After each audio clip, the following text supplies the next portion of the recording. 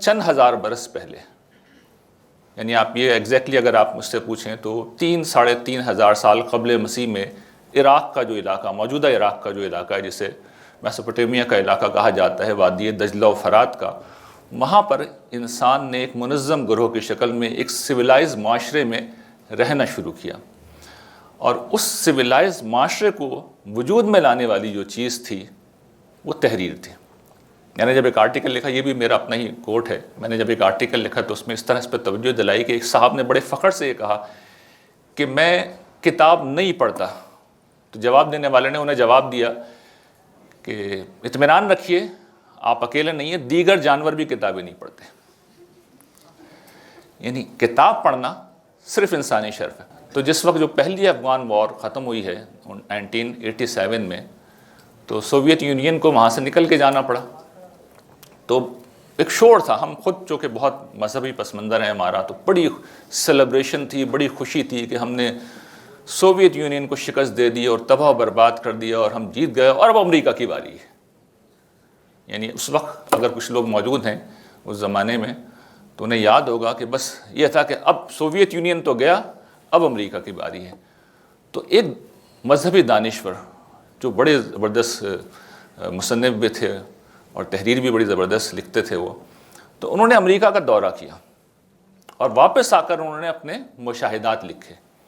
تو اس میں ایک بات انہوں نے لکھی، انہوں نے کہا میرا بھی یہ خیال تھا کہ سوویت یونین گیا، اب امریکہ کی باری ہے، لیکن جب میں وہاں گیا تو میں نے یہ دیکھا کہ وہاں کتابوں کی دکانوں پہ بہت رش ہے۔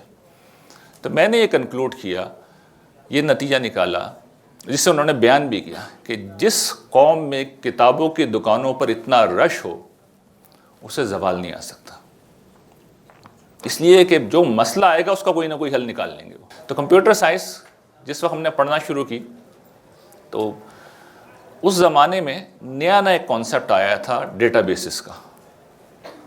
آپ میں سے کچھ لوگ ہیں یہاں پر کمپیوٹر سائنس سے ریلیٹڈ، ٹھیک ہے، وہ یہ بات سمجھ سکتے ہیں کہ ڈیٹا بیسز اس زمانے میں نئی آئی تھیں، تو ظاہر بات ہے اس کے ٹیچرز بھی نہیں تھے یہاں پہ، اس طرح کانسیپٹ بھی اس کے لوگوں کو واضح نہیں تھے۔ تو ایک امریکی رائٹر کی مجھے کتاب مل گئی، مریم لسکن کی، اور وہ اپنے شعبے میں ٹاپ کی خاتون تھی۔ وہ کتاب میں نے پوری پڑھ لی، اس کے بعد زندگی میں میں نے اس کو پروفیشن بھی بنایا، جاب بھی کی، بڑی کمپنیز میں کام کیا۔ مجھے کبھی یہ مسئلہ پیش نہیں آیا کہ کوئی پرابلم آ گئی ہو میرے پاس اس کا سلوشن نہ ہو، اس لیے کہ وہ ایک اپنے شعبے کی جو ٹاپ کی خاتون تھی، اس کا پورا علم میں نے اپنے اندر انڈیل لیا تھا۔ جس موضوع پر مجھے آج یہاں گفتگو کرنی ہے وہ آپ کے علم میں یقیناً ہوگا کہ مطالعے کی عادت کو کس طرح پیدا کیا جائے، اسے پختہ بنایا جائے۔ میں اس بات کو سمجھانے کے لیے اپنی گفتگو کو 2 حصوں میں آپ کے سامنے پیش کروں گا۔ پہلے حصے میں یہ بتاؤں گا کہ کسی فرد اور قوم کے لیے مطالعے کی کیا اہمیت ہوتی ہے، اور دوسرے مرحلے پہ آخر میں بہت بریفلی آپ کو چند موٹی ٹپس دوں گا، اور ان ٹپس کی مدد سے آپ کے لیے یہ بہت آسان ہوگا کہ آپ اپنی زندگی میں مطالعے کی عادت پیدا کر سکیں گے۔ جو پہلی چیز مجھے آپ کے سامنے رکھنی ہے وہ یہ بتانا ہے کہ کسی فرد کی زندگی میں اور قوم کی زندگی میں مطالعے کی کیا اہمیت ہے۔ اس کو سمجھانے کے لیے میں بہت اجمال کے ساتھ انسان کی تہذیب کا جو سفر ہے اس کو چند جملوں میں آپ کے سامنے رکھوں گا، اور اس میں یہ بتاؤں گا کہ یہ جو تحریر ہے، یہ جو مطالعہ ہے، اس کا کیا رول رہا ہے۔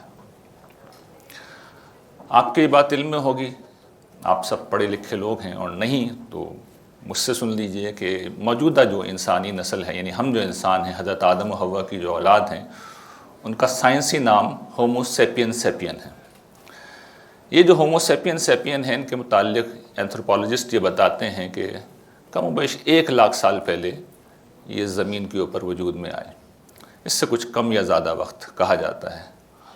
اس میں سے بیشتر وقت میں انسان تہذیب سے دور رہا ہے، یعنی تہذیب کی تشکیل نہیں ہو سکی۔ تہذیب کا مطلب کیا ہے؟ مثال کے طور پر اس طرح ہمارا ایک شہر ہے، اس میں آپ کو پتہ تعلیمی ادارے ہیں، اس میں ایک نظام حکومت ہے، اس میں ایک ریاست ہے، اسے تہذیب کہتے ہیں، اور بھی بہت کچھ ہوتا ہے تہذیب میں۔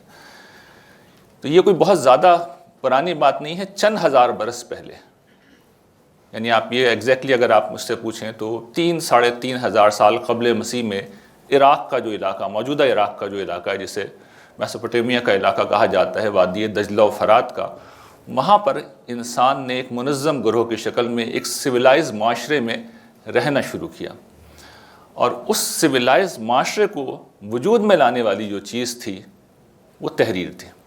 اگر تحریر کا فن انسان نہیں سیکھ لیتا تو نہ تہذیب وجود میں آتی، نہ ریاست وجود میں آتی، نہ تمدن وجود میں آتا۔ اس کو میں 1-2 سادہ مثالوں سے آپ کو سمجھاتا ہوں۔ آپ کو پتہ ہے کہ کوئی بھی ریاست جب بنتی ہے، معاشرہ اجتماعی طور پر لوگ رہتے ہیں کسی سماج میں، تو ایک سیاسی نظام ہوتا ہے جس میں کوئی حکمران ہوتا ہے اور گورنرز ہوتے ہیں، پھر بیوروکریسی ہوتی ہے، وہی نظام چلا رہے ہوتے ہیں۔ جس طرح آپ کا انسٹیٹیوٹ ہے فاسٹ، یہاں پر ظاہر ہے کہ ایک مینجمنٹ ہے، تو پورا نظام مینجمنٹ چلا رہی ہے۔ آپ تو کلاسوں میں پڑھتے ہیں، لیکن وہ ٹیچرز جب آتے ہیں ان کے معاملات، ان کو ظاہر سیلریز ملتی ہیں، ان کی ایک جواب دہی ہوتی ہے، اکاؤنٹیبلٹی کا ایک نظام ہے، تو ہر جگہ مینجمنٹ کی بڑی اہمیت و ضرورت ہوتی ہے۔ غالباً مینجمنٹ سائنسز بھی یہاں پڑھائے جاتے ہیں، تو آپ لوگ اس کو بہت اچھی طرح سمجھتے ہیں۔ تو ریاست کا نظام بھی ایسے ہی چلتا ہے۔ تو آپ تصور کیجئے نا اس دور کا کہ جب ایک بادشاہ موجود ہے اور وہ بتانا چاہتا ہے اپنے گورنرز کو کہ اسے کوئی کام کرانا ہے، تو یہ بات کیسے بتائے گا؟ کیا پوری سلطنت میں خود جا کے لوگوں کو بتائے گا؟ اور یہ یاد رکھیے گا، یہ اس وقت کا ذکر ہے جب ٹیلی فون نہیں تھے، جب کمیونیکیشن کا کوئی ذریعہ نہیں تھا سوائے اس کے کہ پیدل ہر کارے دوڑائے جائیں، یا یہ کہ گھوڑے پہ بہت ہوا تو بیٹھ کے ان کو، یا کسی اور جانور پہ بیٹھ کے دوسرے شہر تک بھیجا جائے۔ لیکن اس زمانے میں ایک شہر سے دوسرے شہر کا جو سفر تھا وہی کم سے کم ہفتوں کا ہوتا تھا، ورنہ مہینوں کا سفر تو عام بات تھی۔ اب بادشاہ اپنا فرمان بھیج رہا ہے تو 2 مہینے میں اگر وہاں پہنچتا ہے تو جو شخص فرمان لے کے جا رہا ہے، یعنی جس نے سن لیا ہے زبانی طور پہ، وہ 2 مہینے میں بھول جائے گا۔ یہ کم سے کم تبدیلی کر دے گا کہ بادشاہ نے کہا گیا تھا۔ اب وہاں سے 2 مہینے بعد فرض کر لیں وہ گورنر کا جواب لے کے آ رہا ہے، تب بھی وہ بھول جائے گا یا تبدیلی کر دے گا۔ اس کا نتیجہ یہ نکلے گا کہ پوری سلطنت کا نظام جو ہے وہ لٹ کے رہ جائے گا۔ ریاست چل ہی نہیں سکتی اگر تحریر کا فن وجود میں نہ آئے، اور بادشاہ کے احکام، کسی کاغذ تو خیر اس زمانے میں ایجاد نہیں ہو، تو بعد میں چائنا میں ایجاد ہوا ہے، کھالوں کے اوپر لکھے جاتے تھے فرامین، پتھروں پہ کندہ کیے جاتے تھے، یہ جو چھالیں ہوتی ہیں درختوں کی ان کے اوپر لکھ دیے جاتے تھے، بعض اوقات ہڈیوں کو اس مقصد کے لیے استعمال کیا جاتا تھا۔ مختصر تحریریں ہوتی تھیں، لیکن بہرحال انہی کے ذریعے سے جو میسج تھا، جو فرمان تھا، وہ کمیونیکیٹ ہوتا تھا۔ تو تحریر کو نکال دیجئے، سلطنت وجود میں نہیں آ سکتی، نہ باقی رہ سکتی ہے۔ اور جب سلطنت وجود میں نہیں آئے گی، ریاست کا اجتماعی ڈھانچہ نہیں ہوگا، تو تہذیب بھی وجود میں نہیں آ سکتی، اس لیے کہ فوراً بعد مسئلہ کیا پیدا ہوگا؟ امن و امان کا، لا اینڈ آرڈر کا۔ اور لا اینڈ آرڈر کے ساتھ اگر فساد برپا ہے، لا اینڈ آرڈر کا مسئلہ اگر فساد برپا ہے، تو تہذیب باقی رہ نہیں سکتی۔ تو ایک سادہ مثال میں نے آپ کو دے کے بتایا ہے کہ تحریر کا تہذیب سے کیا رشتہ ہے، یعنی تہذیب اس کے بغیر وجود میں نہیں آ سکتی، ریاست وجود میں نہیں آ سکتی۔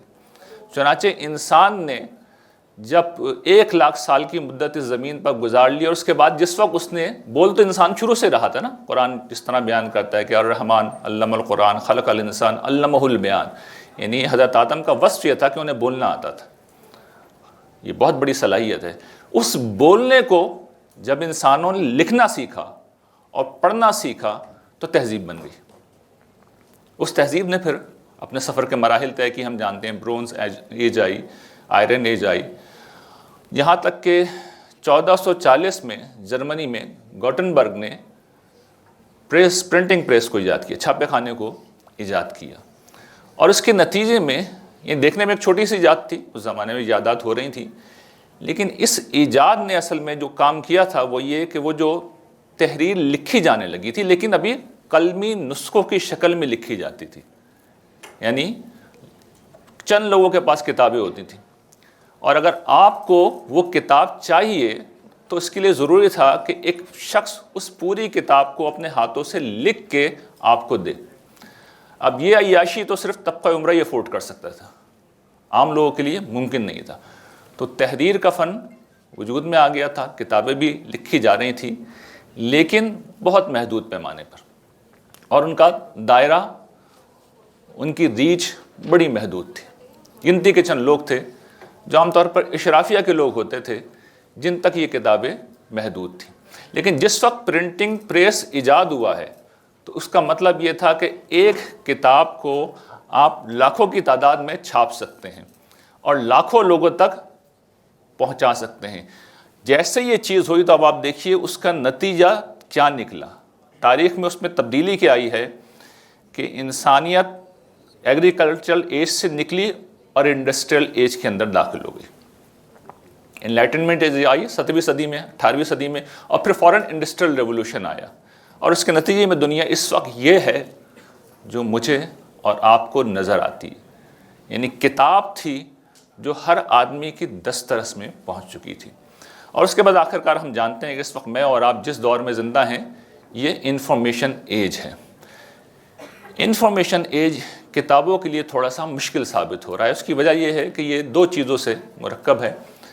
ایک تو ہم جانتے ہیں اس کا حصہ الیکٹرانک میڈیا جس کا آغاز سنیما اور پھر ٹیلی ویژن تھا، اور اس کے بعد سائبر میڈیا یعنی انٹرنیٹ وجود میں آیا جو اس وقت سوشل میڈیا کی شکل میں ڈھل گیا ہے. گرچہ شروع میں یہ بھی ٹیکسٹ بیس تھا، یعنی ڈیٹا آپ کو پتہ ہے شروع میں اس کی انٹرنیٹ کی رفتار بہت ہلکی ہوتی تھی، اور اس وقت جو رفتار ہے انٹرنیٹ کی آپ جانتے ہیں کہ اپنے گھروں کے اندر بآسانی عام لوگ 10 MBPS 20 MBPS 30 MBPS کے کنیکشن لگائے ہوئے آپ ویڈیو کی لائیو اسٹریمنگ دیکھ سکتے ہیں.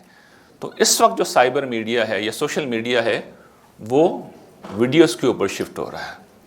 یعنی اگر آپ نے پتہ نہیں یہ بات نوٹ کی یا نہیں کی ہے کہ اگر آپ گوگل پہ جا کے کوئی ٹیکسٹ سرچنگ کریں گے تو ٹاپ کے اوپر وہ کیا دکھاتا ہے؟ آپ کو کبھی غور کیا اس کے اوپر؟ ٹاپ پہ ویڈیوز دکھا رہا ہوتا ہے، ٹاپ کے اوپر ٹیکسٹ نہیں دکھا رہا ہوتا. یعنی پورا جو ٹرینڈ ہے وہ چینج ہو کے ویڈیوز کے اوپر آ گیا. تو آہستہ آہستہ سماج جو ہے وہ جو کتاب، پہلے ہی ہم تو خیر کوئی کتاب دوست نہیں تھے، لیکن یہ جو رخ ہوا انفارمیشن ایج کے بعد تو سماج کی ڈائریکشن کتاب دوستی کی طرف دنیا بھر میں نہیں رہی. اور یہ بات یاد رکھیے گا کہ یہ جو ٹیلی ویژن ہے جو کہ ویڈیوز کی گویا کہ ماں ہے، اب تو خیر میں اس کے لیے ویڈیو کا لفظ تعبیر کروں گا، لیکن جس وقت ٹیلی ویژن ایجاد ہوا تھا تو اس کے لیے ایک تعبیر وجود میں آئی تھی کہ یہ ایڈیٹ باکس ہے. ایڈیٹ باکس کا مطلب یہ تھا سادہ لفظوں میں اگر آپ اسے کہیں کہ واچنگ ٹو مچ ٹیلی ویژن کازز اسٹوپیڈیٹی. اگر آپ ٹی وی زیادہ دیکھیں گے یا دوسرے الفاظ میں ویڈیو زیادہ دیکھیں گے تو آپ احمق سے احمق ہوتے چلے جائیں گے. اور یہ بات کوئی سمجھانا سمجھنا کوئی مشکل کام نہیں ہے. میں اس کو بھی بہت سادہ طریقے سے آپ کے سامنے رکھ دیتا ہوں.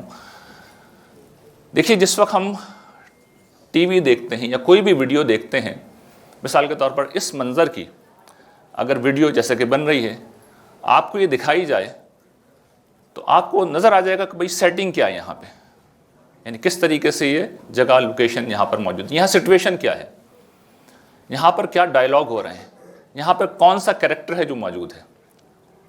جب لکھتے ہیں لکھنے والے تو اصل میں انہی 3-4 چیزوں کو لکھ رہے ہوتے ہیں. لیکن آپ جس وقت ٹی وی پہ کوئی منظر دیکھتے ہیں، ویڈیو پہ کوئی منظر دیکھتے ہیں تو ویڈیو میں آپ کو بالکل صاف نظر آتا ہے کہ ایک شخص نے کپڑے کیسے پہن رکھے ہیں. تو اب آپ اس کو کمپیریزن کیجئے کہ جس وقت آپ کتاب پڑھتے ہیں تو کیا ہوتا ہے. آپ جس وقت کتاب پڑھتے ہیں تو آپ کو کچھ نظر نہیں آ رہا ہوتا، آپ کے سامنے صرف الفاظ اور جملے ہوتے ہیں. آپ کا تخیل، آپ کی تجزیہ و تحلیل کی صلاحیت کو، آپ کی امیجنیشن کو اور آپ کے جو اینالیٹیکل اینالائز کرنے کی جو صلاحیت ہے اس کو پوری قوت سے حرکت میں آنا پڑتا ہے، اس کو کنورژن کرنا پڑتا ہے. مثال کے طور پر اگر آپ کتاب میں یہ پڑھیں گے کہ ایک مقرر ہال کے اندر آڈیٹوریم میں کھڑا ہوا تقریر کر رہا ہے، تو اب آپ کو اپنی امیجنیشن کو استعمال کرنا پڑے گا کہ بھئی یہ آڈیٹوریم کس قسم کا ہوگا، وہاں پر جو لوگ بیٹھے ہوئے ہوں گے وہ کس طرح کے ہوں گے. تو یا تو سوالات پیدا ہوں گے یا جو کچھ لکھا ہوا ہوگا اس کو آپ کنورٹ کر رہے ہوں گے. تو یہ کیا ہے کہ آپ کا جو دماغ ہے وہ استعمال ہو رہا ہے. اور دماغ بھی یاد رکھیے گا بشمول دیگر جو جسمانی اعضاء کے ایک عضو ہے. اگر آپ واک نہیں کریں گے، آپ ایکسرسائز نہیں کریں گے تو اس کا نتیجہ کیا ہوتا ہے ہم سب جانتے ہیں. ہم موٹے، بدھے، بے ڈول، بے ہنگم ہو جائیں گے، صحت ہماری کمزور ہو جائے گی. تو جب آپ دماغ کا زیادہ استعمال نہیں کریں گے تو اس کا نتیجہ کیا نکلے گا؟ بے وقوف سے بے وقوف ہوتے چلے جائیں گے، آپ کی تجزیہ کرنے کی صلاحیت کم سے کم ہوتی چلی جائے گی، اس لیے کہ آپ تو فائنل فارم کے اندر ڈیٹا کو دیکھنے کے عادی ہیں، آپ کے سامنے تو پکچر آ رہی ہے، ویڈیو آ رہی ہے، آپ کا امیجینیشن حرکت میں ہی نہیں آیا، آپ کی انالیٹیکل صلاحیت جو ہے اس تو استعمال ہی نہیں ہوئی، آپ نے بس ایک منظر دیکھا تو آپ کی آنکھیں زیادہ استعمال ہو رہی ہیں، دیکھنے میں اچھا لگے گا، سننے میں بھی اچھا لگے گا، لیکن بتدریج آپ احمق اور غبی، بے وقوف اور ایڈیٹ ہوتے چلے جائیں گے۔ یہ نیچرل نتیجہ ہے ٹیلی ویژن دیکھنے کا، ویڈیوز دیکھنے کا، یہ نیچرل نتیجہ ہے as compare to reading books. یہ فرق ہے دونوں چیزوں کے درمیان۔ تو یہی وجہ ہے، یہی وہ پس منظر ہے کہ جس میں یہ بات کہی جاتی ہے کہ کتابیں پڑھنا اصل میں انسانوں کا وہ اعزاز ہے، یہ وہ شرف ہے جو اللہ تعالیٰ نے کسی جانور کو نہیں دیا۔ میں نے جب ایک آرٹیکل لکھا، یہ بھی میرا اپنا ہی کوٹ ہے، میں نے جب ایک آرٹیکل لکھا تو اس میں اس طرح اس پہ توجہ دلائی کہ ایک صاحب نے بڑے فخر سے یہ کہا کہ میں کتاب نہیں پڑھتا، تو جواب دینے والے نے انہیں جواب دیا کہ اطمینان رکھیے، آپ اکیلے نہیں ہیں، دیگر جانور بھی کتابیں نہیں پڑھتے۔ یعنی کتاب پڑھنا صرف انسانی شرف ہے۔ اگر آپ کے گھر میں کوئی پیٹ، کوئی جانور ہے، بچے پال لیتے ہیں، بلیاں، کتے یا کوئی جانور، کبھی آپ اس کو ٹی وی کے سامنے بٹھا دیں تو وہ دیکھ لے گا، وہ بیٹھ بھی جائے گا، اس کو نظر بھی آ رہا ہوگا، ہو سکتا ہے کچھ نہ کچھ انٹرسٹ بھی لے، کچھ نہ کچھ ریئیکٹ بھی کرے، یہ سارے کام وہ کرے گا آپ کا پیٹ۔ اب تجربہ کیجئے، اس کے دوسرے حصے میں آپ کیا کیجئے، اس کے سامنے کوئی کتاب رکھ دیں، صفحہ کھول کے رکھ دیں، تو وہ ہر طرح کے ریئیکشن سے خالی ہو جائے گا، اس لیے کہ وہ ٹی وی تو دیکھ سکتا ہے، اس منظر کو تو وہ سمجھ سکتا ہے، کتاب کے بارے میں وہ کچھ نہیں جانتا، لفظ کے بارے میں وہ کچھ نہیں جانتا، وہ اس تحریر کو پڑھ نہیں سکتا۔ تو یہ انسان کی جو سپریورٹی ہے، انسان جو اس کرۂ ارض کے اوپر بادشاہ بنا ہوا ہے، وہ اسی وجہ سے بنا ہوا ہے کہ وہ الفاظ کو تحریر کی شکل دے دیتا ہے اور اس تحریر کو وہ پڑھ بھی لیتا ہے۔ اور دیکھیے یہی فرق ہے، اور یہ سب بہت اہم بات میں عرض کر رہا ہوں، یہی وہ فرق ہے جو ایک قوم اور دوسری قوم میں ہوتا ہے۔ اس کو میں اب آپ کو ایک واقعے سے سمجھاتا ہوں۔ آپ کو پتہ ہے کہ ہم پچھلے 40 سال سے اپنے پڑوس کے اندر افغانستان میں جنگیں دیکھ رہے ہیں۔ تو جس وقت جو پہلی افغان وار ختم ہوئی ہے 1987 میں، تو سوویت یونین کو وہاں سے نکل کے جانا پڑا۔ تو ایک شور تھا، ہم خود چونکہ بہت مذہبی پس منظر ہے ہمارا، تو بڑی سیلیبریشن تھی، بڑی خوشی تھی کہ ہم نے سوویت یونین کو شکست دے دی اور تباہ و برباد کر دیا اور ہم جیت گئے، اور اب امریکہ کی باری ہے۔ یعنی اس وقت اگر کچھ لوگ موجود ہیں اس زمانے میں تو انہیں یاد ہوگا کہ بس یہ تھا کہ اب سوویت یونین تو گیا، اب امریکہ کی باری ہے۔ تو ایک مذہبی دانشور جو بڑے زبردست مصنف بھی تھے اور تحریر بھی بڑی زبردست لکھتے تھے وہ، تو انہوں نے امریکہ کا دورہ کیا اور واپس آ کر انہوں نے اپنے مشاہدات لکھے۔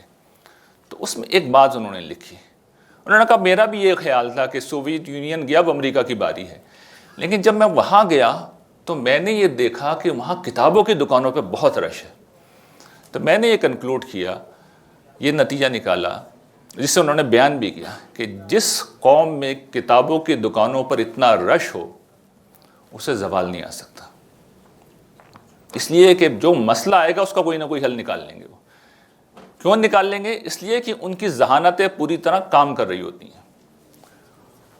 کیونکہ دیکھیے کتاب کیا ہے، اس کو سمجھ لیجئے، کتاب کرتی کیا ہے۔ جس وقت آپ کوئی کتاب پڑھتے ہیں تو آپ انسانی تاریخ کے جو ٹاپ کے لوگ ہوتے ہیں ان سے براہ راست گفتگو کر رہے ہوتے ہیں۔ یعنی امام غزالی مثال کے طور پر مسلمانوں کی تاریخ کے بہت بڑے آدمی ہیں، ٹاپ کے، اگر آپ کوئی لوگ نکالنا چاہیں نا مسلمانوں کی تاریخ میں جو بڑے لوگ پیدا ہوئے ہیں، تو 2-3 ٹاپ کے لوگوں میں اگر آپ ڈھونڈیں تو ان میں سے ایک امام غزالی کا مثال کے طور پر نام ہے۔ تو امام غزالی سے اس وقت ملاقات تو ممکن نہیں ہے، کسی صورت میں آپ کی ملاقات ممکن نہیں ہے، لیکن آپ جس وقت ان کی کتابیں پڑھتے ہیں تو آپ نے ان کے مشاہدات، ان کے خیالات، ان کے علم، ان کے استدلال، ہر چیز سے آگاہی پیدا کر لی، آپ نے اس کو سمجھ لیا۔ تو کتنی بڑی بات ہے ایک ٹاپ کے آدمی کے اور یہ بات یاد رکھیے گا، جو کتابیں عام طور پہ لکھتے ہیں، ہمارے یہاں تو خیر ہر طرح کے لوگ، میرے جیسے لوگ بھی کتابیں لکھ دیتے ہیں، لیکن عام طور پر جو کتابیں لکھتے ہیں وہ انٹلیکچوئلز ہوتے ہیں، جن کی آبزرویشن بڑی شاندار ہوتی ہے، جن کی انالیسس کرنے کی صلاحیت بڑی شاندار ہوتی ہے، اور پھر وہ اپنے علم کا نچوڑ ہے جو پیش کر رہے ہوتے ہیں۔ مثال کے طور پر اس کو اگر میں مثال سے سمجھانے کے لیے عرض کروں، اگر آپ کے فاسٹ یونیورسٹی کے اندر دنیا بھر کے ٹاپ کے لوگ پڑھانے کے لیے آ جائیں، ہارورڈ سے فارغ التحصیل لوگ مثال کے طور پر آ جائیں، یا آکسفورڈ سے فارغ التحصیل لوگ آ جائیں، ٹاپ کے سائنسدان آ جائیں، ٹاپ کے مینجمنٹ کے لوگ آ جائیں، تو ظاہر ہے کہ پھر اس یونیورسٹی کے کیا کہنے، اس لیے کہ وہ تو بہت بڑے لوگ ہیں، آ نہیں سکتے، بہت مشکل ہے۔ جو چیز پاسبل ہے، جو ممکن ہے، جو ہو سکتی ہے کہ ان کی کتابیں آپ پڑھنا شروع کر دیں۔ تو میں اس کو ایک سادہ مثال سے آپ کو سمجھاتا ہوں، وہ بھی ایک ذاتی واقعہ، اس کے بعد اب گفتگو میں اپنی پہلا حصہ ختم کروں گا، دوسرے حصے میں تو 2-4 منٹ کی بات ہے۔ جس وقت میری ایجوکیشن بڑی متنوع نوعیت کی ہے، تو اس میں جو میرا ماسٹر تھا وہ علوم اسلامیہ کا تھا، اور پھر کمپیوٹر سائنس بھی اس میں شامل تھی۔ تو کمپیوٹر سائنس جس وقت ہم نے پڑھنا شروع کی، تو اس زمانے میں نیا ایک کانسیپٹ آیا تھا ڈیٹا بیسز کا۔ آپ میں سے کچھ لوگ ہیں یہاں پر کمپیوٹر سائنس سے ریلیٹڈ، ٹھیک ہے، وہ یہ بات سمجھ سکتے ہیں کہ ڈیٹا بیسز اس زمانے میں نئی آئی تھیں، تو ظاہر بات ہے اس کے ٹیچرز بھی نہیں تھے یہاں پہ، اس طرح کانسیپٹ بھی اس کے لوگوں کو واضح نہیں تھے۔ تو ایک امریکی رائٹر کی مجھے کتاب مل گئی، مریم لسکن کی، اور وہ اپنے شعبے میں ٹاپ کی خاتون تھی۔ وہ کتاب میں نے پوری پڑھ لی، اس کے بعد زندگی میں میں نے اس کو پروفیشن بھی بنایا، جاب بھی کی، بڑی کمپنیز میں کام کیا۔ مجھے کبھی یہ مسئلہ پیش نہیں آیا کہ کوئی پرابلم آ گئی ہو میرے پاس اس کا سلوشن نہ ہو، اس لیے کہ وہ ایک اپنے شعبے کی جو ٹاپ کی خاتون تھی، اس کا پورا علم میں نے اپنے اندر انڈیل لیا تھا۔ تو بڑے لوگوں کو جس وقت آپ پڑھتے ہیں تو آپ کو یہ فائدہ ہوتا ہے۔ تو قوموں میں جس وقت یہ رجحان ہوتا ہے کہ نوجوان مطالعہ کریں، لوگ مطالعہ کریں، تو ان کی انٹلیکچوئل سطح بڑھتی چلی جاتی ہے، ان کی علمی سطح بڑھتی چلی جاتی ہے، اور اس کا نتیجہ یہ رہتا ہے، یہ نکلتا ہے کہ وہ قوم مجموعی طور پر دنیا میں ترقی کرتی ہے۔ اور اس وقت آپ کو پتہ ہے کہ جو نیا دور آنے والا ہے، جب میں پچھلی دفعہ یہاں پر آیا تھا تو میں نے ایج آف آٹومیشن کے اوپر گفتگو کی تھی، اور بتایا تھا کہ دیکھیے 15-20 سال کے اندر دنیا ایک نئے عہد میں داخل ہونے والی ہے۔ مغرب تو داخل ہو چکا ہے، پوری دنیا ہو جائے گی۔ اس میں جو قومیں علم سے دور ہیں، ٹیکنالوجی سے دور ہیں، وہ شودروں کے مقام پہ ہوں گی، وہ بدترین جگہ پہ کھڑی ہوں گی، ان کے پاس کھانے کے لیے نہیں ہوگا، ان کے پاس جینے کے لیے وسائل نہیں ہوں گے۔ یہ ان کی حالت اور ان کا انجام ہوگا۔ ہماری قوم اگر اس دور میں عزت کے ساتھ جانا چاہتی ہے اور کسی غلام کی طرح نہیں جانا چاہتی، تو پھر کتابوں کے مطالعے کو، کیونکہ کتابوں کا مطالعہ کیا ہے، اصل میں علم ہے، علم کو اپنی منزل بنانا ہوگا۔ تو یہ کام ہمیں کرنا ہے، اگر نہیں کیا تو پھر سمجھیے کہ آنے والے زمانے میں ہمارے ساتھ کوئی اچھا نہیں ہونے جا رہا۔ یہ گفتگو کا میرے پہلے حصہ تھا، جو میں نے کوشش کی کہ آپ کے سامنے 15-20 منٹ میں رکھ دوں۔ اب چند منٹ کے اندر میں کچھ پریکٹیکل ٹپس آپ کے سامنے رکھ رہا ہوں، جس میں آپ کو یہ بتاؤں گا کہ آپ یہ عادت اختیار کر لیں تو آپ بآسانی مطالعہ کر سکتے ہیں، کوئی مسئلہ بھی نہیں ہوگا آپ کو۔ دیکھیے، پہلا مسئلہ یہ ہوتا ہے کہ لوگوں کو پڑھنے کی عادت ہی نہیں ہوتی، اس لیے کہ عادت ڈیولپ ہی نہیں ہوئی ہے، بچپن سے نہیں ہوئی ہے۔ ہم اپنے زمانے میں بہت پڑھتے تھے، اتنا پڑھتے تھے کہ کچھ حد نہیں ہے۔ اس وقت چونکہ یہ ساری ڈسٹریکشن جو تھیں وجود میں بھی نہیں آئی تھیں۔ اس وقت تو بچوں کے پاس بہت سے کام ہوتے ہیں، پڑھائی کا اتنا برڈن ہوتا ہے، نہ بھی ہو تو بچے انٹرسٹ نہیں لیتے، ویڈیو گیم کھیلتے ہیں یا ٹی وی دیکھتے ہیں یا یوٹیوب دیکھتے رہتے ہیں۔ تو پہلی جو چیز ہے وہ یہ کہ عادت ڈیولپ کرنی ہے، ریڈنگ ہیبٹ۔ تو جو چیز آپ کو سب سے زیادہ انٹرسٹنگ لگتی ہے، جس میں مزہ آتا ہے، اس کو پڑھنا شروع کریں، چاہے وہ ناول ہوں، چاہے وہ جاسوسی کہانیاں ہوں، چاہے وہ رومانوی کہانیاں ہوں۔ آپ کو جب تک انٹرسٹ نہیں ہوگا آپ کیسے پڑھیں گے؟ پڑھنا ایک مشکل کام ہوتا ہے، اس لیے جیسے کہ میں نے اس کا طریقہ بتایا نا کہ اس میں ذہن استعمال ہو رہا ہوتا ہے۔ تو ایکسرسائز کرنے میں مزہ تو کسی کو بھی نہیں آتا، تو پڑھنا اصل میں ایک ایکسرسائز ہے۔ آدمی کب یہ کام کرے گا جب اسے مزہ آ رہا ہوگا، اور مزہ کب آئے گا؟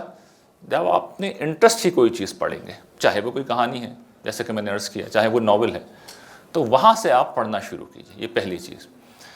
دوسرا یہ کہ مطالعے کے لیے ایک وقت طے کیجیے۔ دیکھیے آدمی جب کسی چیز کو شیڈیول کر دیتا ہے تو وہ کر لیتا ہے. مثال کے طور پر اگر آپ یہ طے کرتے ہیں کہ روزانہ مجھے 10 بجے 10 سے 10:15 تک پڑھنا ہے اور ہر حال میں پڑھنا ہے, تو آپ جیسے ہی الارم لگا رکھا ہے اگر آپ نے, تو 10 بجے آپ پڑھنے کے لیے خود بخود آ جائیں گے. اور ساتھ میں آپ کچھ صفحات طے کر لیں کہ میں نے یا تو وقت طے کر لیں 15 منٹ 20 منٹ یا صفحات طے کر لیں. تو اس کے نتیجے میں تھوڑا تھوڑا کر کے آپ بہت ساری کتابیں پڑھ جائیں گے. 1 سال کے اندر بہت ساری کتابیں پڑھ جائیں گے. اس وقت تو اگر میں شاید آپ لوگوں سے پوچھوں تو میرے خیال میں برسوں میں بھی آپ لوگوں نے, بہت سے لوگ میجورٹی ایسی ہوگی جس نے کورس سے ہٹ کے کوئی کتاب نہیں پڑھی ہوگی, اور کورس کی کتابیں بھی شاید پوری نہ پڑھی ہوں. وہی چیزیں پڑھی ہوں گی جن کا تعلق براہ راست آپ کے امتحانوں سے. تو آپ اگر اپنا معمول بنا لیں گے کہ بھئی میں نے ایک وقت مقرر کر دیا, تو پھر آپ اس وقت کی پابندی کرتے ہوئے, دیکھیں انسان شیڈیول کا عادی ہو جاتا ہے. جس طرح آپ لوگوں کی کلاسز ہوتی ہیں تو آپ اس وقت کے اوپر چلے جاتے ہیں کلاس کے اندر, اسی طریقے سے اگر وقت کی آپ نے عادت ڈال لی ہے تو پھر آپ پڑھیں گے. تیسری چیز وہ یہ کہ اب آپ تو کہیں گے نا کہ میرے پاس تو وقت ہی نہیں ہے. تو دیکھیے وقت ہم میں سے ہر شخص کے پاس ہوتا ہے, استعمال کیسے کرنا ہے. ہمارے یہاں اس دور میں مسئلہ یہ ہوا ہے کہ بہت بڑی ڈسٹریکشن وجود میں آئی ہوئی ہیں, اور وہ کیا ہے, یہ جو سوشل میڈیا ہے, یہ جو اسمارٹ فون ہے, ہر شخص کے ہاتھ میں ہوتا ہے. اور اس میں پھر جو انفینائٹ قسم کی چیزیں, سرفنگ جو ہوتی ہے, یعنی اگر آپ سوشل میڈیا پہ کوئی اپلیکیشن, فیس بک مثال کے طور پہ, اب آپ دیکھتے چلے جاتے ہیں, اس لیے کہ پوسٹ تو ختم ہی نہیں ہو رہی, گھنٹوں نکل جاتے ہیں. آپ یوٹیوب دیکھنا شروع کرتے ہیں, اس کا کوئی اینڈ ہی نہیں ہے. اگر آپ نے گھر پہ نیٹ فلکس لگوا رکھا ہے تو آپ کو پتہ ہے وہ تو انفینائٹ ڈیٹا بیس ہے, اس کے اندر تو ایک کے بعد ایک چیزیں موجود ہیں, وہ ختم ہی نہیں ہوں گی. تو پھر یہ طے کرنا ہوگا کہ آپ باقی چیزوں کو ایک وقت کا پابند کریں. اگر آپ ان کو بھی پابند نہیں کریں گے تو پھر آپ کو کسی بھی کام کے لیے وقت نہیں مل سکتا. تو اپنے ڈسٹریکشنز کو کنٹرول کیجیے. یہ اچھی زندگی گزارنے کا ویسے ہی اصول ہے, لیکن مطالعے میں چونکہ ویسے ہی آنکھیں استعمال ہو رہی ہوتی ہیں, تو یہ اگر پہلے ہی تھک چکی ہیں تو آپ اس طرف نہیں آئیں گے. چوتھی چیز یہ کہ جس طریقے سے آپ نے مطالعے کے لیے وقت متعین کیا ہے, اسی طریقے سے آپ اس مطالعے کی جگہ کو بھی طے کیجئے جہاں پر بیٹھ کے آپ کو پڑھنا ہے, اور اس کو کمفرٹیبل بنائیے. مثال کے طور پر آپ کی جو ہے ہیڈ ریسٹ ہونا چاہیے پراپر, آپ کا کمر یا تو کرسی سے ٹکی ہوئی ہو, کرسی ہو تو کمفرٹیبل ہو, ورنہ بیڈ کے اوپر آپ کمفرٹیبل طریقے کے اوپر بیٹھے ہوئے ہیں, ورنہ تھوڑی دیر میں آپ جیسے ڈسکمفرٹ محسوس کریں گے. بارہا کتاب میں ڈسکمفرٹ نہیں ہوتا, وہ خارج میں ہوتا ہے, لیکن ہم کتاب چھوڑ دیتے ہیں. پھر اس میں اگلی چیز یہ کہ آپ گھر والوں کو بھی بتا دیں کہ اس وقت مجھے ڈسٹرب نہ کریں, اور ڈسٹرب کریں گے, بلائیں گے تو میں نہیں آؤں گا. اگلی چیز, اپنے دوستوں کا, احباب کا سرکل ایسا پیدا کیجئے جس میں کچھ لوگ تو ہوں کم سے کم ایسے کہ جن کے ساتھ آپ یہ چیز شیئر کریں کہ بھئی میں نے آج فلاں کتاب پڑھی ہے اور اس کتاب سے میں نے یہ سیکھا ہے, پھر ریکمینڈ کریں. اور جواب میں وہ لوگ بھی ایسے ہونے چاہیے جس طرح لوگ فلمیں ایک دوسرے کو ریکمینڈ کرتے ہیں, آپ کتابیں ایک دوسرے کو ریکمینڈ کریں کہ جی یہ اچھی کتاب ہے, اس کو آپ پڑھیے. یہ گزارشات تھیں جو مجھے آپ کے سامنے رکھنی تھیں, اور میں نے کوشش کی ہے کہ 25 منٹ میں اپنی بات پوری کر دوں. 2-4 منٹ میں اضافی لوں گا, اس لیے کہ میں چاہتا ہوں کہ جو سب سے بہترین کتاب ہے, بہت مختصر سے اس کا تعارف بھی آپ کے سامنے میں کرا دوں. یہ کتاب قرآن مجید ہے, یہ اللہ تعالیٰ کا کلام ہے, اور ہماری یہ بدقسمتی ہے, ہمارا یہ المیہ ہے کہ ہم میں سے بیشتر لوگ اس کتاب سے بالکل واقف نہیں ہیں. یعنی ہم میں سے بیشتر لوگ اس کتاب کو عربی میں تو پڑھنے کی صلاحیت ہی نہیں رکھتے, یعنی سمجھ کے پڑھ لیں یہ صلاحیت ہوتی نہیں ہے. ترجمہ, چلیے ترجمہ ہی پڑھ لیں, ترجمے بہت اویلیبل ہیں, وہ بھی نہیں پڑھتے ہیں. تو میں چاہتا ہوں کہ وہ کتاب کیا ہے اس کا تعارف کرا دوں. گرچہ اس موضوع پہ ایک میں نے پوری ناول لکھا ہے. میرا طریقہ یہ ہے کہ میں اپنی باتیں کہنے کے لیے ناولز لکھتا ہوں یا سفر نامے لکھتا ہوں تاکہ لوگ انٹرسٹ لے کے پڑھ لیں. اور اس لیے اللہ تعالیٰ کی بڑی عنایت ہے کہ اس ملک میں جو شاید گنتی کے 2-3 رائٹر ہیں جن کی کتابیں لاکھوں کی تعداد میں شائع ہوتی ہیں, ان میں سے ایک میں بھی ہوں. تو میرا ایک ناول ہے خدا بول رہا ہے, اس میں نے قرآن مجید کے حوالے سے بتایا ہے کہ اس کی کیا اہمیت ہے, لیکن اصل میں ایک دلچسپ سی, انٹرسٹنگ سی داستان ہے. شاید آپ لوگوں کی لائبریری میں موجود بھی ہوگی, تو آپ لے کے بھی پڑھ سکتے ہیں. اور انٹرنیٹ کے اوپر بھی یہ میری جو ویب سائٹ ہے اس کے اوپر فری میں دستیاب ہے. آپ صرف اس کا نام ٹائپ کر دیں گے, میری کسی بھی کتاب کا نام آپ ٹائپ کر دیں تو آپ کو فری میں ڈاؤن لوڈ کے لیے وہ مل جائے گی, PDF ورژن اس کا. تو اس میں یہ بتایا گیا ہے کہ قرآن مجید کیا ہے. تو آپ بہتر تو یہ ہے کہ اس ناول کو پڑھ لیں, اور بلکہ میں کہوں گا کہ مطالعہ کا آغاز ہی اسی سے کریں، یا جو میری ایک اور کتاب ہے جب زندگی شروع ہوگی، وہ قیامت کے احوال کا نقشہ ہے، تو اس کو آپ پڑھ سکتے ہیں۔ تو یہ قرآن مجید کیا ہے؟ اس کے لیے جو میں نے تعبیر اختیار کی ہے کہ خدا بول رہا ہے۔ دیکھیے اس وقت تو ایک معمولی سا انسان بول رہا ہے نا، آپ سن رہے ہیں۔ آپ تصور کیجئے قیامت کے دن اللہ تعالیٰ پوچھیں گے کہ میں بول رہا تھا، تم نے سننے کی کوشش نہیں کی میں کیا کہہ رہا تھا؟ اور یہ ہوگا، یعنی قیامت کے دن اللہ تعالیٰ بلا لیں گے، اسٹیج لگا ہوا ہوگا، حشر کا سما ہوگا، تو ایک ایک شخص کو بلا کے انڈیویجولی پوچھ گچھ کریں گے اللہ تعالیٰ۔ سب تماشا دیکھ رہے ہوں گے اور ایک ایک شخص کو بلا کے اس کے زندگی کے بارے میں پوچھ رہے ہوں گے۔ تو ایک سوال وہ یہ بھی کر لیں گے کہ میں بول رہا تھا، میں کیا چاہتا ہوں، کس چیز سے جنت ملتی ہے اور کس چیز سے جہنم کی ہلاکت ملتی ہے، میں نے تمہیں لکھ کے دے رکھا تھا، عمل تو بہت دور کی بات ہے، تم نے پڑھنے کی زحمت بھی نہیں کی اسے۔ سوچئے کیا جواب دیں گے ہم؟ کوئی جواب ہوگا؟ عمل کے بارے میں تو بعد میں پوچھیں گے، پڑھنے کی زحمت بھی نہیں کی۔ اچھا عمل ہم کچھ نہ کچھ بتا دیں گے، جی یہ کر کے آیا ہوں، یہ کر کے آیا ہوں، یہ کر کے آیا ہوں، اور جواب میں اللہ تعالیٰ نے کہہ دیا کہ جو تم کر کے آئے ہو یہ تو قرآن میں کہا ہی نہیں تھا میں نے۔ یہ ایسے ہی نہیں جیسے حساب کے پرچے میں آپ شاعری لکھ کے آ جائیں، چاہے آپ میر کے شعر لکھ دیں، چاہے غالب کے لکھ دیں، لیکن پیپر حساب کا ہے، میتھمیٹکس کا ہے، تو ایگزامنر کیا کرے گا؟ آپ کو کتنے نمبر دے گا؟ 0 0۔ تو قیامت کے دن اللہ تعالیٰ جو پوچھیں گے، ہمیں پتہ تو ہونا چاہیے نا وہ پوچھیں گے کیا۔ قرآن مجید یہی بتاتا ہے، یا تو یہ بتاتا ہے کہ قیامت کے دن تمہیں اللہ کے حضور پیش ہونا ہے، وہ دن آ کے رہے گا، اس کے آنے میں کوئی شک نہیں ہے، اس کو کنفرم کر رہا ہوتا ہے، اس کے انگنت دلائل دے رہا ہوتا ہے، اس کو آخری درجے میں اسٹیبلش کر رہا ہوتا ہے۔ اور دوسری چیز یہ بتاتا ہے کہ جب روز تم پیش ہوگے اللہ کے حضور تو وہ پوچھیں گے کیا تم سے۔ میں نے اس کو بھی ایک مختصر سی کتاب میں، کیونکہ قرآن مجید تو ظاہر کہ ایک بڑی کتاب ہے، 6000 اس میں لگ بھگ آیات ہیں، کئی سو صفحات کی وہ کتاب ہے، ایک کتاب لکھی ہے قرآن کا مطلوب انسان، اس میں سارے قرآن کے سلیکشن وہ میں نے جمع کر دیے، جس میں اللہ تعالیٰ نے یہ بتایا ہے کہ میری ٹو ڈو لسٹ کیا ہے، کیا کرنا اور کیا نہیں کرنا۔ تو اس کتاب کو بھی آپ چاہیں تو پڑھ سکتے ہیں۔ لیکن جو بات اہم ترین ہے، جو سوال میں آپ کے لیے اب چھوڑ کے جا رہا ہوں، وہ یہ ہے کہ اللہ تعالیٰ نے اگر یہ سوال کر لیا کہ تم نے جب میں بول رہا تھا تم نے سننے کی زحمت ہی گوارا نہیں کی، میرا کلام پڑھنے کی زحمت ہی گوارا نہیں کی، تو اب مجھے بتاؤ میں تمہارے ساتھ کیا کروں۔ یہ وہ سوال ہے جس کا جواب آپ سوچئے گا۔ وآخر دعوانا ان الحمد للہ رب العالمین۔